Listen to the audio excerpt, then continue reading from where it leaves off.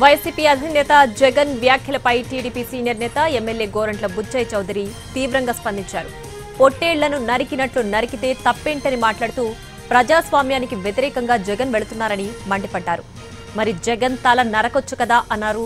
Rowdy మూకలు గంజాయి బ్యాచ్ను వెనక వేసుకుని తిరుగుతూ అరాచకాలు సృష్టిస్తున్నారని జగన్పై విమర్శలు సంధించారు గోరంట్ల బుచ్చయ్య చౌదరి.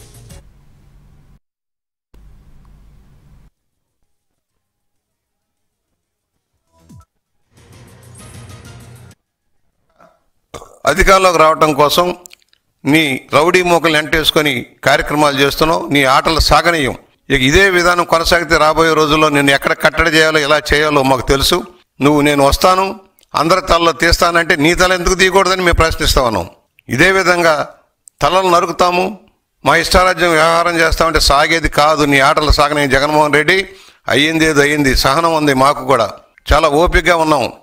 మా ఓపిక నశిస్తే మా కార్యకర్తలు తిరగబడితే నీ పరిస్థితి ఏంటో అర్థం చేసుకో. రోడ్డు మీద తిరగలేని పరిస్థితి తెచ్చుకోవద్దు.